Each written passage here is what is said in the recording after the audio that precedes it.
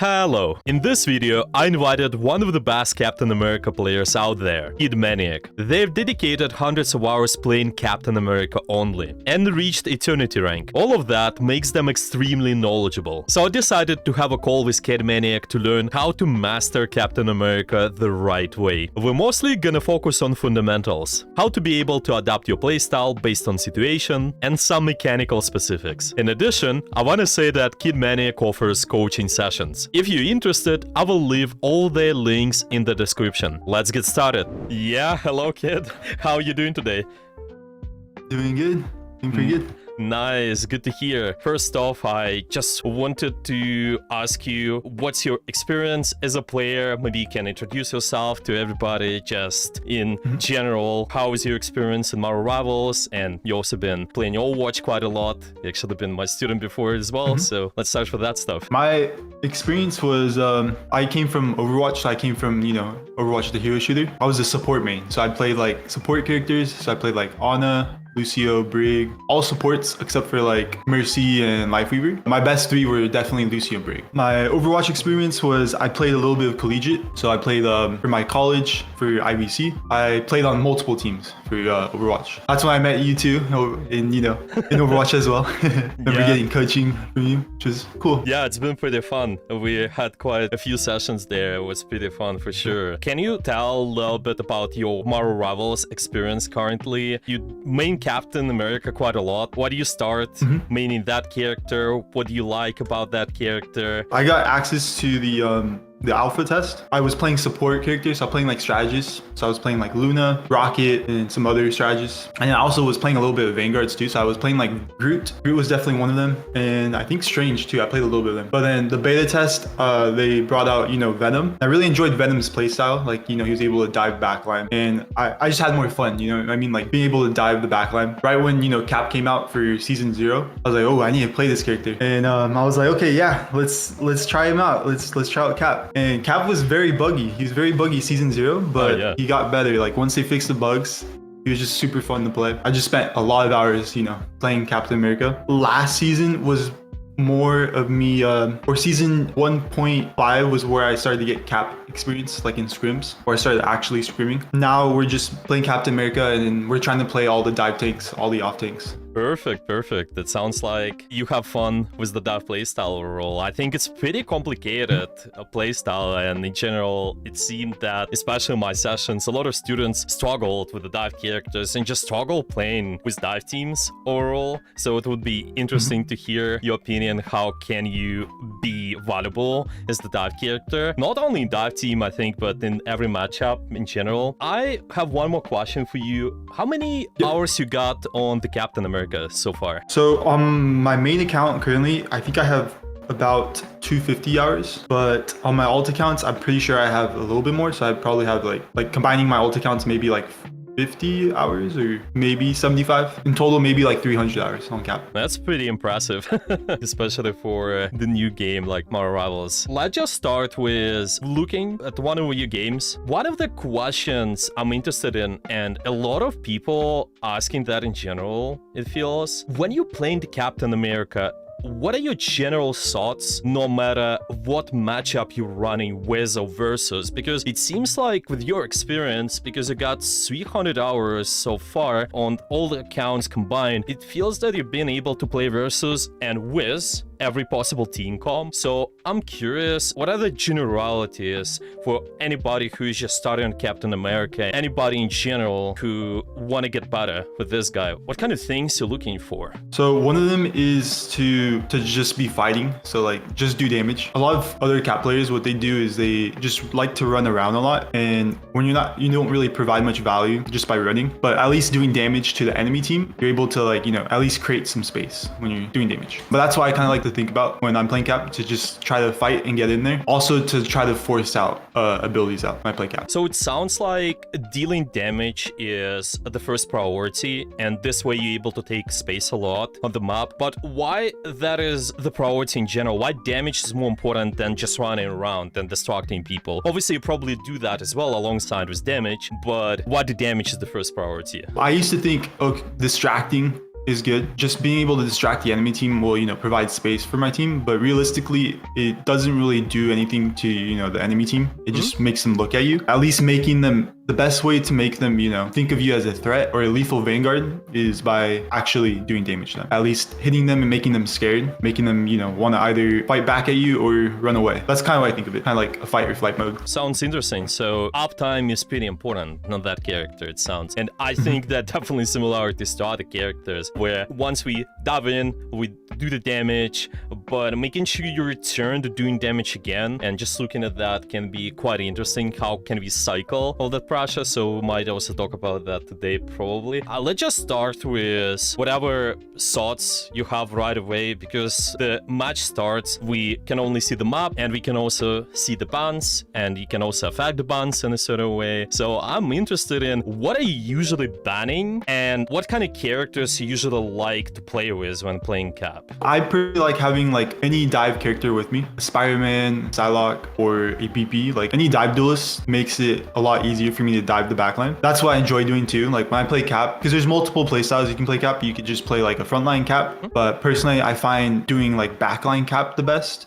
So like diving the backline. Yeah, playing like back to front pretty much. That's what I enjoy doing. For bans, I like to ban flyers usually, just because they're really hard to get to sometimes. Either I ban flyers, or due to the the meta right now, I ban the CC characters like Emma or Wolf. Those are the two most troubling. But other than that, those are like my main bans, yeah. So it sounds like you just ban whatever is the most annoying to use the character, depending on the meta or depending on the character's kit. And the flyers are just one of the more annoying characters, and definitely some of the broken mechanics character, like Wolverine is pretty annoying a lot of times, right? Maybe, depending on the meta as well. Do you look at compositions in general and consider bans depending not just on what's annoying to you, but also based on the bigger picture? Maybe the maps, maybe your team composition, something you usually pay attention to when deciding what to ban or not? Usually yes.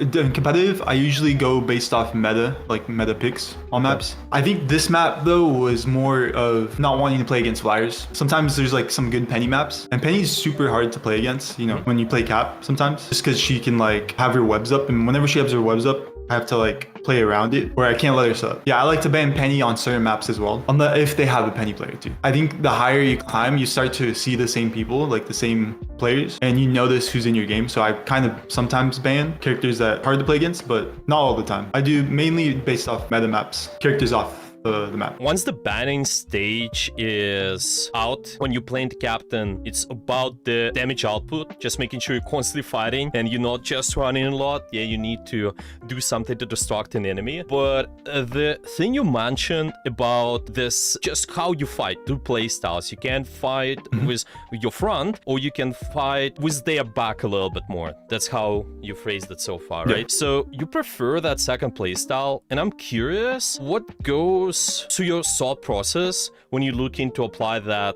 second play style, making sure that you go towards their backline. What are the things you're looking for typically? When we're gonna watch you play, pretty much sure that you're gonna be engaging somewhere at the backline. You started normal run, maybe you scout a little bit, and then afterwards you do set up on their backline there. Is there anything specific you looking for besides just getting their backline? How your thought process goes? Right now what I'm doing is scouting a little bit. So I'm trying to see what comp they have before I like engage. I'm also trying to give information to my team, like what they have. But usually when I run the backline Cap, I look for diving just the squishies in general. So like any squishy targets, so like strategist or duelist, I kind of adapt to my target a little bit. So depending on how I feel their playstyle, usually I'll go for strategist first, and then I go for duelist next, depending on how well they play. So this position here, it really seems that you do able to get on one of their strategists here and just keep distracting them, just do damage, constantly absorb that pressure, because use the thing, you do need to absorb the pressure. When you're diving those targets, are there any specifics you need to watch out for? Let's just maybe look at how do you apply pressure? What are the most effective ways for you to make sure that your uptime stays really up on point? Maybe there's something you're doing with your cooldowns. Maybe there are also ways for you to position in general. How to make this engagement effective? I try to restrict the view do, kind of make myself a small target when I'm focusing one target.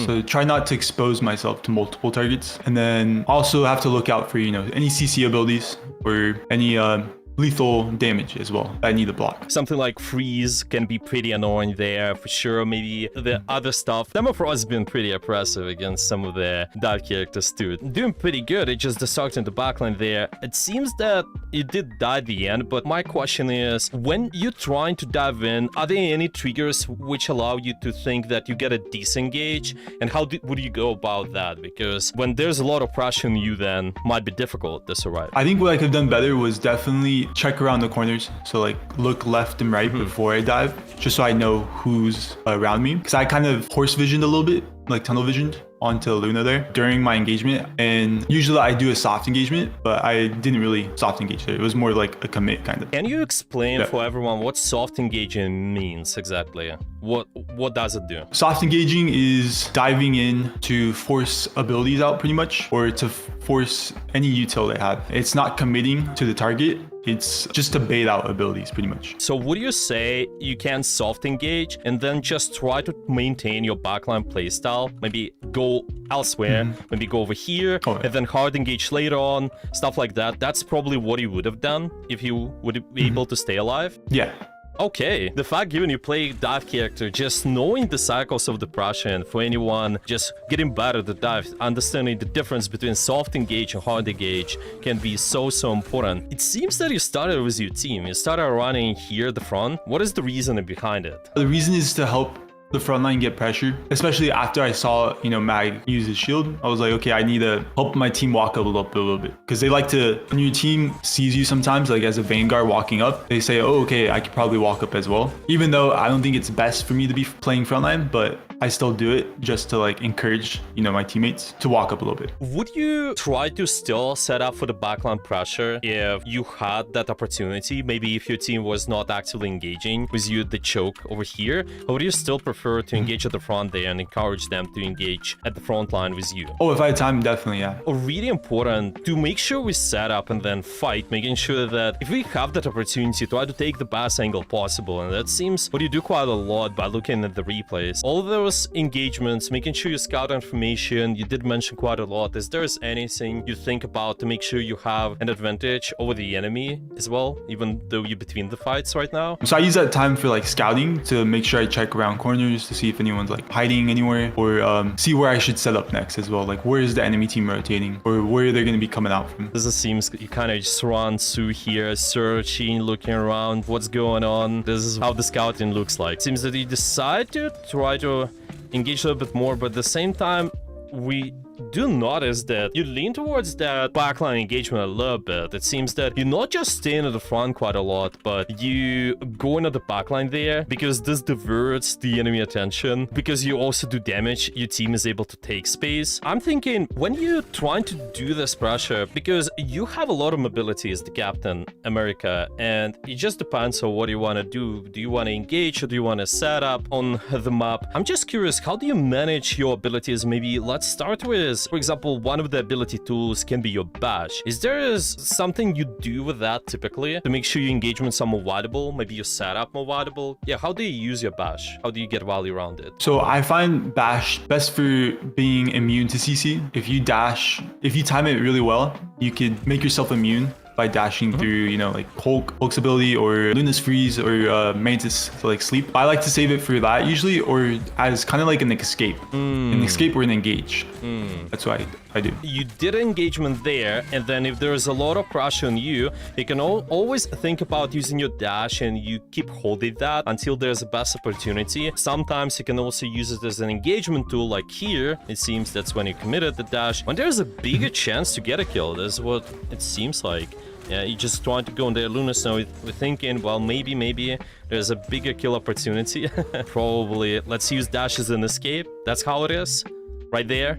Yeah. Oh, yeah. Okay. Definitely. Okay. Well, you're about to have your ultimate really soon during this fight. It's really interesting that if it's possible, the map allows you not exactly going towards your team, but you keep this flank angle as much as possible. Just try to distract the enemy. I think that's just so important on the dive characters. Yeah, making sure you do the damage, absorb pressure, go back to the flank, and then afterwards you keep applying pressure, it seems. You have your ultimate here. What are you usually doing with your ultimate? How do you usually use that? So I like to use my ultimate with my teammates if possible, rally my whole team together. There's a couple ways you can use it. So you could use it to, defensively to, keep your team alive, or you could use it to engage. So you could use it to get your team to, walk up, maybe get enemy ults out. And that's why I find it more better to do. I like to engage with my ult, just because strategist ults are more valuable or more important. Vanguard ults are better just for forcing out ultimates out or abilities. What type of ultimate is that here? Is it this type of an engage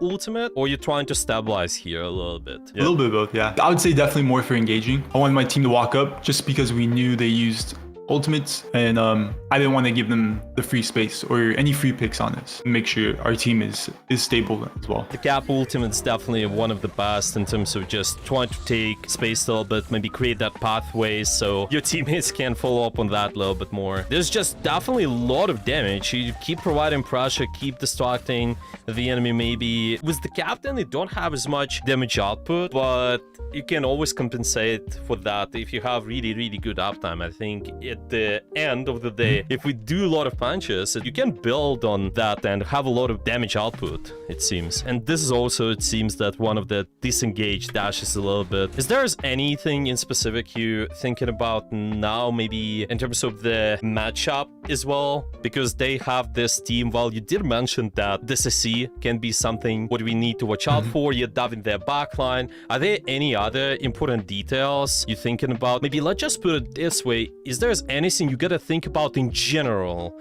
about the matchup so you can carry no matter what? You can always get value out of the cap. So CC is one of the general things, it sounds. Maybe diving their support as well. Are there any other general things you're thinking about as well? One is surviving. Surviving? Yeah, making sure that I don't get CC'd sometimes, especially in front of the whole entire enemy team. If it's maybe in front of like one enemy player, then it might be fine, but I try to make sure I can live from their CC abilities. Can you just step by step, once this fight is finished, tell everybody what are you thinking step by step? Maybe let's just make sure this fight plays out. I do think you guys will be able to probably win this, and you did engage from the back line again, just secure the kill. That's reasonable. The enemy tries to stabilize with the Lunar Snow, just rushing in towards you, but you're just doing a lot of damage. You're still building your ult charge. You're not afraid of that, it seems. You're just trying to keep building on the pressure. This sounds like you said, just damage part. Okay, just keep pushing. Also, a lot of paying attention to the small details, who committed what, I think, is just gonna be so crucial. Even though we just add a little bit of damage, it's always beneficial if your team can follow up on that. I think that sounds nice. Okay, let's just start with this fight right away. Maybe I can just play this out and you can tell me step by step what are your thoughts. Well, maybe break down, give everybody an example a little bit more. Again, one more time. After the fight's over, I like to see what ults they have, kind of like think about, okay, what ults do they have coming up? What do I need to do? Like, what do I need to save my shield for? Or how should I use my ultimate? And I'm pretty sure I use my ultimate defensively here, just in case, because we have no strategist ults. So it seems that you gotta wait for them to commit. Is that what you're doing? That's why you're not popping it right away? Yeah. So I wait for them to commit. Or actually, I think I pop all here. I think I just to keep the momentum. They still did have a commitment though. Yeah, if you look at this, you kind of trying to bait them a little bit to make the push. So afterwards, you just trying to resustain. It's definitely, I think, a lot of the captains and just in general, any players, it seems that they think, well, proactivity is good, but being proactive at the best moment possible is also important. So this is what we can also do. Just try to extend their pressure a little bit more, maybe bait out a couple more cooldowns and then catch up afterwards. Maybe bait them in, and then because they don't have their cooldowns, our teammates can just try to get a kill on somebody. This is what seems like, for example, even those two guys, it seems that they do receive a lot of pressure. Maybe it's even more valuable to wait, but yeah. And what are you thinking about now? So you're using your ultimate to initiate a little bit. We did that, some baiting, and then what's next? I look to go for squishies, so try to force any abilities they have or any ultimates out if they have any. If you're trying to force out those abilities, for example, it seems that when you punch in the Lunar Snow, you gotta bait out her freeze, maybe, or when you punch in this Hala, you can also bait out some of her flight ability, anyone else. Ability is something you can bait, but the CC, it seems that it might be pretty hard to react to, like Hulk CC, maybe Lunar Snow freeze. How do you able to survive just while you baiting, make sure that you not taking as much pressure? Is there anything you need to look for to make sure you react to the air CC?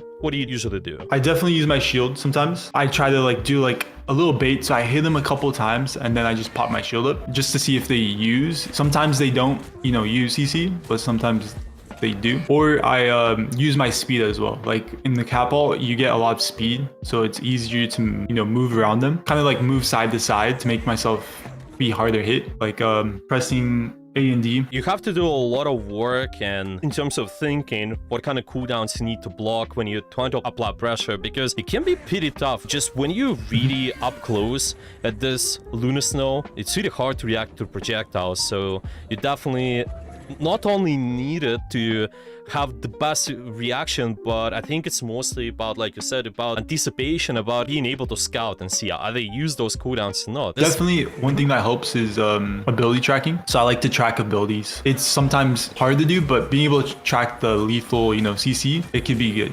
Like tracking Emma Crystal Mode or Luna Freeze is good. So I always expect they have the ability until they use it. Decisions as any dive character and any character in general, it sounds. You gotta just be tracking the most lethal ability, the most important ones at all times. So for example, there it seems that when you apply pressure on the Semifrost, once she pops that Crystal Mod, you aware of that, so you stabilizing with your shield a little bit. Maybe it also seems that you do turn towards the other damage, because there's quite a lot, but you're definitely keeping this Crystal Mode in mind. It seems you make sure that they're not gonna be able to roll you instantly. You want to have your HP quite a lot, because if they get too close into the combo, it might be pretty oppressive. I'm actually interested because you mentioned about how you trying to use your shift, those AD keys to try to strafe a little bit more, try to dodge some of the stuff a little bit more. How do you usually use this effectively? As Captain America, everybody is always pressing shift. They always run. They're always in this run mode. Are there points of time when you actually don't want to run as a captain to just be able to dodge? It seems like, for example, here you're not exactly in a sprint mode anymore. Yeah, you kind of just maybe not hitting that, but sometimes you do. So what are your decisions based on regarding that? Usually, I want to be more accurate on the character. Want to land more of my shots. I sometimes don't sprint just so I can land the flying shields for more damage. But there is other scenarios, like if they have a thing, sometimes you can't be running, in his thing, so I try to walk around as grounded. That's what I usually think about. It's a lot about your accuracy and damage output. Do you also think about trying to dodge their shots too? Maybe it's partially because you don't use your movement, you're trying to throw off their movement of their, I don't know, abilities, maybe their crosshair. Is that something you're thinking about too? Yeah, so I tend to look at the character's animation, and this lets me know if I'm going to be taking damage or if I'm not going to be taking damage. And if I'm taking damage, I tend to move a little bit more, like sprinting. And if their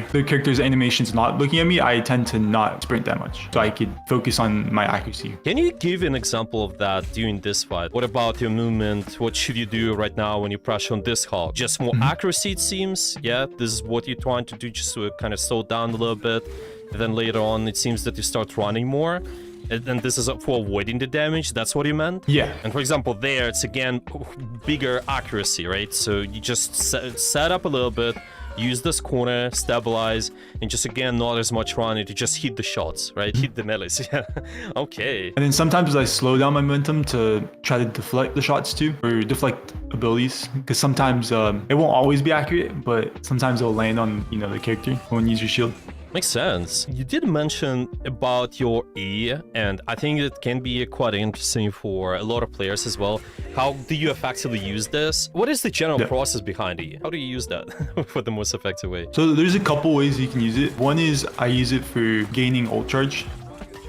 If they're all grouped up, I tend to find that I gain more ult charge when I use my E. Or if they are like one tap, I like to use my E to like finish off low health targets. So it's like here, when this guy is pretty low HP, then you just kind of throw it in as a finisher? Yeah, to just guarantee I got the pick.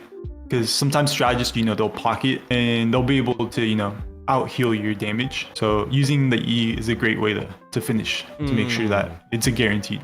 Exactly. It does much more burst compared to just normal pressure. That's why we want to finish the enemy first. Yeah, the general principle, and it's just in general in Overwatch and in this game, it's always seems that if you can do that burst ability, maybe in Overwatch, good example, Soldier, Helix Rocket. Usually it's really good to use it as a finisher, and here it's also kind of one of those same things. Once they're low HP targets, like you said, because they don't want to get, you don't want them to get healed. They just need more burst. And for farming ult charge, next usage of E, how are you gonna be doing that as well? Okay, so it's on the cooldown now, you're going in, and then there's gonna be another E opportunity. This is what you mean, this E is just for the ult charge, or what is that for? Just kind of keep the uptime going? Oh, which one? So like this here, it seems that you kind of go in, sow the shield, yeah. Yeah, I think that was just more for trying to burst down the character as quick as we can, because most of the enemy teams, Yeah, they're dead. They're in spawn. Yeah. Just kind of finish up the target. Okay. What about the next one? It seems that the Hulk day is pretty low, so you do try to finish them a little bit more. Oh, actually, what happened there? I'm not still quite sure where you went. Yeah, you got CC'd by the Hulk. Do you remember what was the thought process there? It's again probably finish this Hela, or is there anything else? Yeah, it was probably for Hela. Actually, I don't know where my shield went though. Yeah, it just disappeared. Yeah. For someone who watched, I think you do use your E to not just hit the enemy directly, but a lot of times you bounce your shots off the floor and the structures. How do you manage that? Yeah, what the thought process based on regarding that? For example, there, you do aim at the floor, you're not aiming at the characters, so why that the case? Why it's better to do usually? So it depends as well. It's situational. Sometimes bouncing it gives it more distance. Like I know if you hit it direct, I would say definitely try to hit it direct on the character if you can. But if you feel like you don't have great aim, sometimes bouncing it just guarantees that it's gonna land on that target. And how do you decide that it's hard for you to aim? Yeah, so for example, there, if I'm not mistaken, so you decided that it's hard for you to aim, right? That's why you aim at the ground, or is it still trying to hit direct right now? What the thought process was right now? I think I was trying to hit direct. I think I ended up bouncing it instead, and it just went to both targets, I think.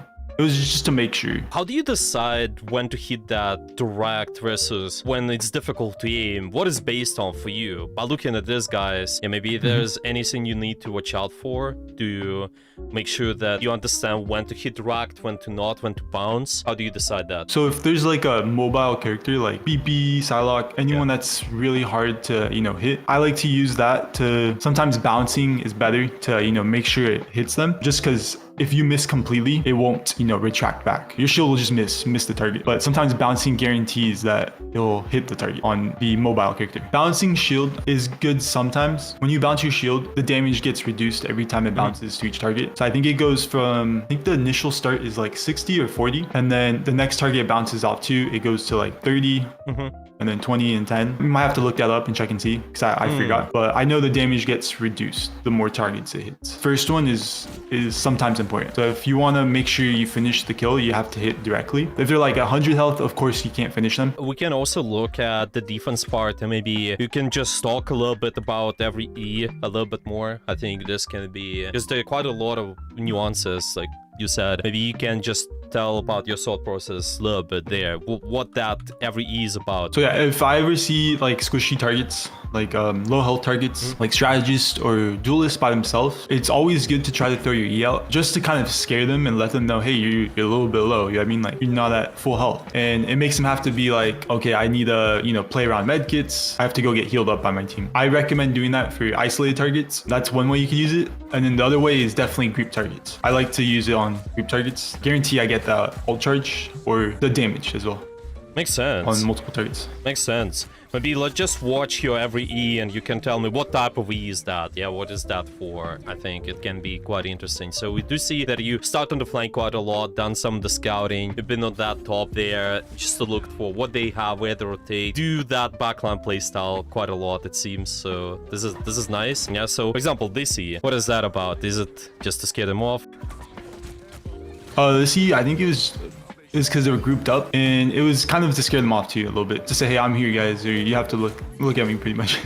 For example, here you're kind of holding that though, yeah? You still have that, and you're not using it for any specific target, if I'm not mistaken. Let's watch this. So right after you disengaged, is there any time when you don't... Oh, you actually did hit the rack there, right? So that's what it was. Okay.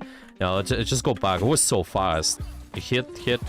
Yeah, so it's kind of just doing a lot of stuff with the damage. I'm just curious, is there a time when you want to hold your E when you ever don't use that as well? Yeah, so you definitely want to hold it for if they're low tap or if they're low health. I think it's always good to have that to make sure you get the pick. But yeah, that's when I like to hold it as well. And then same kind of like with mobile duelists or mobile strategists.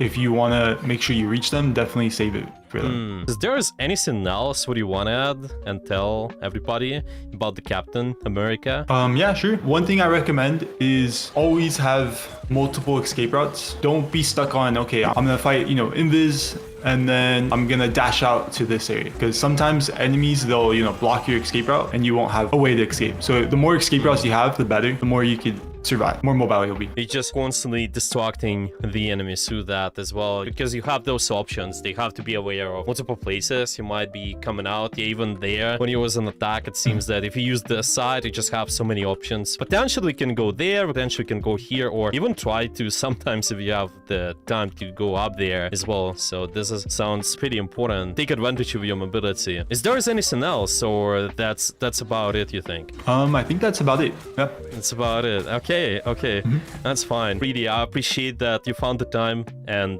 you was able to do the session with me today to just go through your thought process. For anyone who wants to check out Kidmaniak, they're currently coaching in Ghost Academy, and also can just find them on Discord. I believe you can also find them on YouTube, Twitch. I will put every possible link in the description in the video, so you can check them out. I think that's it then.